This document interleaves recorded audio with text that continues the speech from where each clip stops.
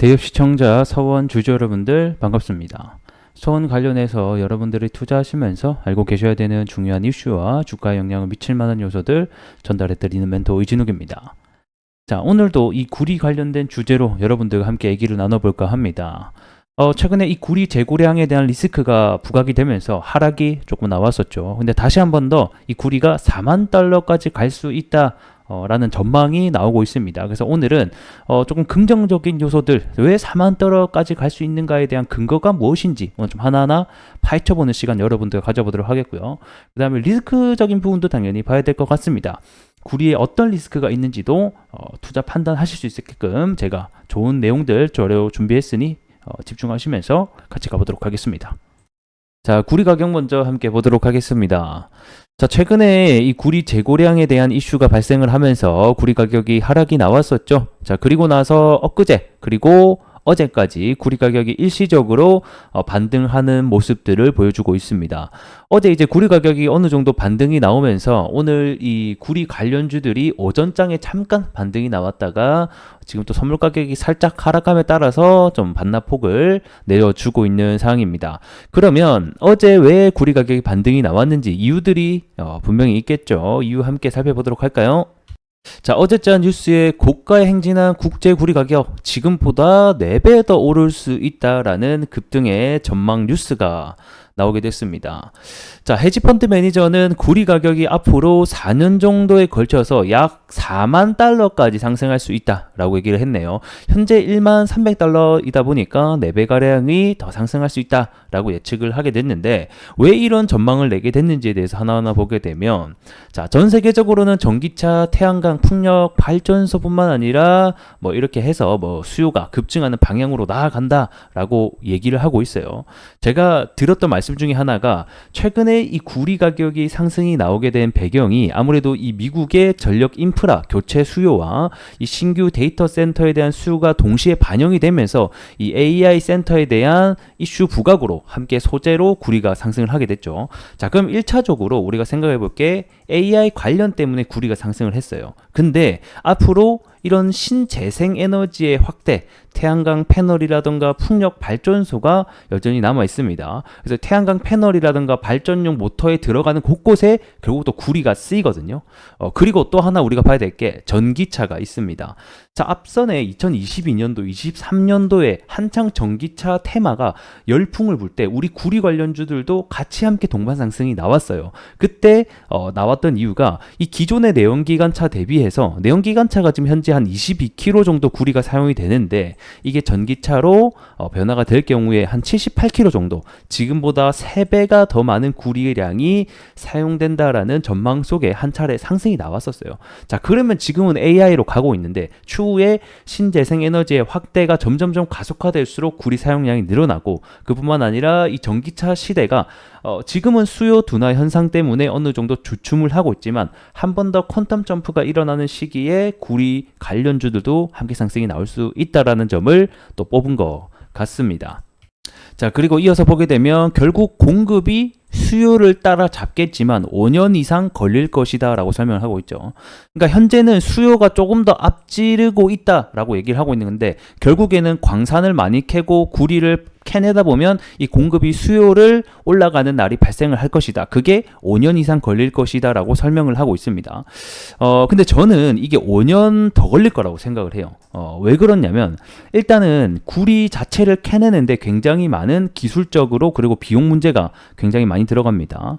일단 세계 최대 생산국 중에 하나인 칠레가 이 광산이 19세기까지만 하더라도 이 구리 광산을 하나 조업을 하는 데 있어서 이 구리 함량이 10%에서 15% 정도 됐었거든요. 근데 지금 현재는 이 비율이 0.6%에 불과합니다. 이 말인즉슨 구리 6kg를 캐내기 위해서는 광석 1톤을 캐내야지 고작 6kg를 얻을 수 있다는 얘기겠고요. 그뿐만 아니라 이 광산을 하나 캐내는 데 있어서 시간적인 비용이 굉장히 많이 든다는 겁니다. 이 광산 하나를 신규 허가를 받고 허용을 하는 데까지 최소 15년 걸립니다. 최소 15년. 더 걸리는 것은 막 20년씩 걸려요. 자, 그런 문제점도 여전히 존재한다라고 보시면 될 것 같고 이 전 세계적으로 구리 소비량이 2030년이 넘어가게 되잖아요. 그러면 이게 한 3,200만 톤이 나올 것으로 현재 전망이 되고 있는데, 중요한 것은 지난해 구리 소비량 같은 경우는 약 2,200만 톤밖에 안 된단 말이에요. 자, 그렇게 놓고 봤을 때 구리 광산이 평균 15년 이상이 걸리고 생산 증가율이 연평균 1%에서 2% 정도 늘어난다라는 가정을 하더라도 2030년이 되게 되면요, 약 600만 톤 이상이 현재는 수요가 부족할 것으로 전망이 되고 있습니다. 자, 그리고 이 과거의 원자재 사이클이 한 번 이 슈퍼 사이클을 타잖아요. 그럼 최소 6년 정도는 지속을 하는 이런 데이터, 백데이터가 있습니다. 그렇게 놓고 봤을 때 적어도 이제 시작한 이 구리의 슈퍼 사이클이 뭐 2030년까지 앞으로 6년 정도는 충분히 계속해서 타고 올라가 주지 않겠나라는 저는 좀 그런 생각이 드네요. 자, 거기다가 AI발뿐만 아니라 여러가지 신재생이나 전기차가 수요가 만약에 더 급증, 그리고 에너지 전환이 빠르게 될 경우에는 이것보다 조금 더 빨리 올라갈 수 있다라는 전망도 계속해서 나오고 있습니다. 그래서 2030년까지 뭐 600%, 900%까지 급증할 수도 있다라는 뭐 어느 정도 전망이 있기는 해요. 그래서 이거는 말 그대로 일단은 이러한 전망을 가지고 있다. 우리가 주가가 올라가는 게 여러분들 뭡니까? 기대감이거든요. 꿈이에요, 꿈. 기대감을 가지고 보통 주가가, 그리고 가격 상승이 일어나는 거고, 그 뒤로 따라서 실적이나 뭐 어떤 재고량이나 이런 걸 데이터를 바탕으로 해서 여기서 더 갈 것이냐 말 것이냐를 중간 데이터로 계속해서 결정을 내리기 때문에 일단은 전망치는 괜찮다라는 것을 우리가 확인해 볼 수 있을 것 같습니다. 하지만 우리는 또 투자를 하는 사람들이잖아요. 투자를 하는 사람들은 이러한 장점도 알고 있어야 되지만 분명히 리스크적인 부분도 알고 있어야 된다고 생각합니다. 그럼 리스크적인 부분이 뭐가 있는지도 한번 보도록 할까요? 현재 가장 문제가 되고 있는 것 중에 하나가 바로 이 구리 재고량이 될 것 같습니다. 최근에 급락이, 선물 가격이 급락도 나오고 현물 가격 그리고 주가까지 급락이 나온 게 결국 이 구리 재고량 때문이거든요. 현재 상하이 선물 거래소 기준으로 구리 재고량 같은 경우는 약 29만 톤으로 집계가 되고 있습니다. 거의 30만 톤 가까이죠. 근데 이게 왜 문제냐? 이 지난해 같은 기간을 놓고 봤을 때 수치가 그 2배 이상이라는 겁니다. 그뿐만 아니라 이 구리 같은 경우에는 보통 이제 겨울이 지나고 1분기, 2분기가 되면 급격적으로 이 구리 소비량이 증가하게 되면서 이 재고량도 함께 같이 떨어지는 특징들을 보여주는데, 중요한 건 이번 24년도 1분기가 지나고 그 다음에 2분기가 지나는 시점에서도 불구하고 재고량이 떨어지지 않는다라는 게 수요 대비해서 여전히 이 재고량에 대한 리스크가 남아있다라고 보는 거죠. 자, 그러면 이 구리 수요가 강한 2분기 시즌인데도 불구하고 구리 재고량이 줄어들지 않는 이유는 이 구리의 최대 소비국 중에 하나가 바로 이 중국이거든요. 근데 이 중국의 수요가 증가하지 않고 있다는 게 가장 큰 이유가 될 것 같습니다.